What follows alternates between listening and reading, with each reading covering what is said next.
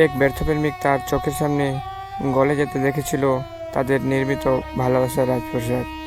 স্মৃতির পাতা উল্টালে এখনো মনে পড়ে সেই প্রথম দেখা, প্রথম হাত ধরা আর সেই উষ্ণ সন্ধ্যাগুলো, যখন তারা একে অপরকে ছাড়া আর কিছুই ভাবতো না। ক্যাফের জানালার পাশে বসে থাকা, হাতে গরম চায়ের কাপ আর অফুরন্ত স্বপ্ন কথা, সব কিছু ছিল স্বপ্নের মতো সুন্দর, কিন্তু বাস্তবতার সাথে নেই কোনো মিল। মেঘমালার পরিবার কখনো মেনে নেয়নি তাদের সম্পর্ককে। আর একদিন মেঘমালা পরিবারের চাপে হারিয়ে যায়। শত চেষ্টা করেও তাকে থামাতে পারেনি অনুপ।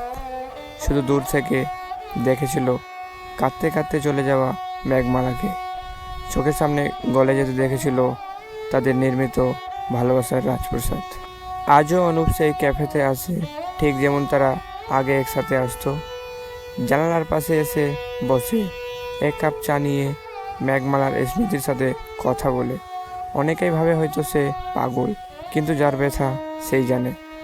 ভালোবাসা কখনো ফুরিয়ে যায় না। ভালোবাসা হয়তো ভাগ্যকে বদলাতে পারে না, কিন্তু হৃদয়ের মাঝে চিরকালীন দাগ রয়ে যায়।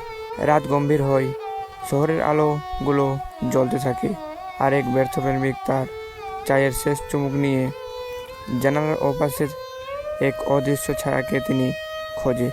হয়তো সেখানে আজও মেঘমালা আছে, ঠিক তার হৃদয়ের মতো।